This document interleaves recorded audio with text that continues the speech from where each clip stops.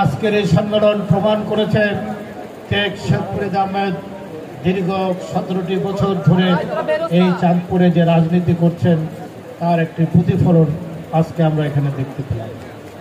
আপনারা দাবি তুলেছেন, অনেকে বলেছেন যে আজকে মায়ের মতো আঁচল দিয়ে আগলে রেখেছেন। সত্যি এমন একজন নেতা একটি জেলায় পাওয়া ভাগ্যের ব্যাপার। অর্থ দিয়ে, নৈতিক বল দিয়ে, আপনাদের সর্বদিক দিয়ে আজকে আপনাদের পাশে থেকেছেন।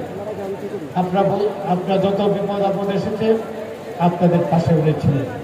সেই কারণে আপনারা আমাদের কাছে বলেছেন যে শেখ ফরিদ আহমদ মানিকের জন্য আগামী দিনের জন্য সে মনোনয়ন পায়। এটি মনোনয়ন তো আপনারা দেবেন। এই চাঁদপুরের মানুষ আপনারা শেখ হাসিনা পালিয়ে গেছেন কি কারণে? তার বাবা মৃত্যু হয়েছে। তারপর শেখ হাসিনা দীর্ঘদিন পর ক্ষমতায় আসার পর 17 বছর একাধারে ক্ষমতা থেকে পালিয়ে গেলেন কেন? একটি মাত্র কারণে, যারা দুর্দিনে আওয়ামী লীগ করেছেন, 21টি বছর দিনে আওয়ামী লীগ করে তাকে যারা প্রধানমন্ত্রী বানিয়েছেন, শেখ হাসিনা এই দুর্দিনের কোনো আওয়ামী লীগে রাখেন নাই। উনি ভাড়াটিয়া আওয়ামী লীগ, ব্যবসায়ী, তারপরে কি বলে গঠনতের কুকিলদের নিয়ে এসেছিলেন। সেই কারণে যারা লুপ্তরাজ করতে পারে, যারা লুপ্তরাজ করেছে তাদেরকে আওয়ামী লীগের নেতা বানিয়েছেন, হাইব্রিডদের আওয়ামী লীগের নেতা বানিয়েছেন। সেই কারণে উনিও পালিয়ে গেছেন, হাইব্রিডরা পালিয়ে গেছেন। মাঠে ময়দানে কারণ হলো নিরীহ আওয়ামী লীগের কর্মীরা, নেতারা আজকে মার খাচ্ছে, তারা দেশে রয়ে গেছে।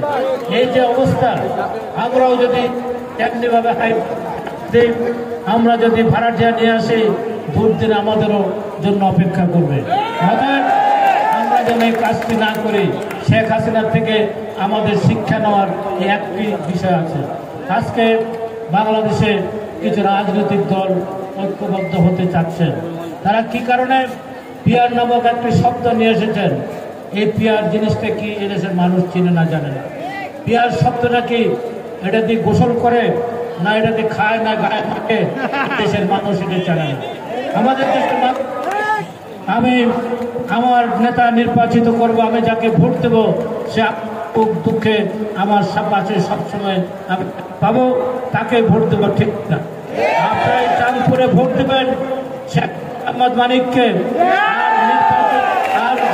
আর পিয়ার হলে নির্বাচিত হবে খাগড়াছড়ির কল্পরঞ্জন চাকমা। অতএব যারা পিয়ারের নাম বলে, তাদের পিয়ারের দেশ পাকিস্তানও পিয়ার নেই, ভারতও পিয়ার নেই, লন্ডন ও ইউকেতেও পিয়ার বলে কোনো শব্দ নেই। এই পিয়ারটি এনেছে আমাদের ধারাবাহিক, আমাদের রক্তের উপর দিয়ে, আমাদের শ্রমের উপর দিয়ে এই 5ই আগস্টের সফলতা এসেছে। যারা এই আন্দোলন সংগ্রামে ছিলেন, আমি তরুণ সমাজকে অভিনন্দন জানাই, ধন্যবাদ জানাই। তারাই আন্দোলন সংগ্রামে, এবং এই 36 দিনে 1400 শহীদ হয়েছেন মানুষ, 20,000-এর অধিক মানুষ আহত হয়েছেন, গুলিবদ্ধ হয়েছেন। তাদেরকে আমরা শ্রদ্ধা জানাই, তাদের সুস্থতা কামনা করি। যে 1400 লোক শহীদ হয়েছেন, তার মধ্যে 462 জন হচ্ছে বিএনপির নেতা কর্মী, অন্যতম। এর সিংহভাগ ভাগিদার হচ্ছেন বিএনপি। অতএব বিএনপিকে তুচ্ছ তাচ্ছল্য করে কথা বলবেন, আপনারা জিয়াউর রহমান নিয়ে কথা বলবেন, তারেক রহমান নিয়ে কথা বলবেন, বেগম খালেদা জিয়া নিয়ে কথা বলবেন, এমন দৃষ্টান্ত, এমন দৃষ্টতা আপনারা দেখাবেন না। শহীদ প্রেসিডেন্ট জিয়াউর রহমান যদি স্বাধীনতার ঘোষণা না দিত, উনি যদি রিভোল্ট বিদ্রোহ ঘোষণা না করতেন, তাহলে বাংলাদেশ স্বাধীন হতো না, ঠিক কিনা? বাংলাদেশ 30 লক্ষ শহীদের রক্তের বিনিময়ে এই বাংলাদেশ স্বাধীন হয়েছে। বাংলাদেশের এই যে সেনাবাহিনী, এই সেনাবাহিনী মুক্তিযুদ্ধের সেনাবাহিনী, এই সেনাবাহিনী কখনো পিছপা হয়নি। আমরা দেখেছি 90-এর গণঅভ্যুত্থানের পরে সেদিনকার সেনাপ্রধান ছিলেন নুরুদ্দিন আহমেদ সেদিন বিচারপতি শাহাবুদ্দিনকে সর্বাত্মক সহায়তা করেছেন। বিচারপতি শাহাবুদ্দিন 90 দিনের মধ্যে একটি ঐতিহাসিক নির্বাচন করে দিয়েছেন নুরুদ্দিন সাহেবের সহায়তায় সেনাবাহিনীর। সেই সহায়তায় বাংলাদেশের অবাধ নিরপেক্ষ নির্বাচন হয়েছে। সেই নির্বাচনে বেগম খালেদা জিয়া বাংলাদেশের প্রথম মহিলা প্রধানমন্ত্রী নির্বাচিত হয়েছেন। আপনাদের 1986 সালের নির্বাচনের আগে দিয়ে লালদিঘির ময়দানে শেখ হাসিনা বললেন যারা এরশাদের অধীনে নির্বাচনে যাবে তারা জাতীয় বেঈমান। দুদিন পরে উনি এসে এই নির্বাচনে যাওয়ার জন্য ঘোষণা দিলেন এরশাদের অধীনে, এবং কাকে সাথে নিলেন? জামাতে ইসলাম সহ অন্যান্য দলগুলো হোসেন মোহাম্মদ এরশাদের অধীনে সেদিন নির্বাচনে গেছে। সারা রাত ধানমন্ডির একটি বাসায় বৈঠক করে বেগম খালেদা জিয়া ভোরবেলায় সাংবাদিকদের সামনে বললেন, হোসেন মোহাম্মদ এরশাদকে বৈধতা দেওয়ার জন্য আমি নির্বাচনে যাব না।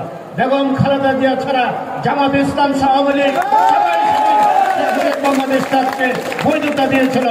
হাসিনা আওয়ামী লীগের সাথে জামাতের সখ্যতা অনেক আগ থেকে ৩৬ দফা প্রণয়ন করেছে। সংস্কার যদি করতে হয়, সংস্কার কাকে বলে? ৩১ দফার মধ্যে সমগ্র বাংলাদেশের সংস্কারের কথা আছে, এর বাইরে সংস্কারের কোনো জায়গা নেই।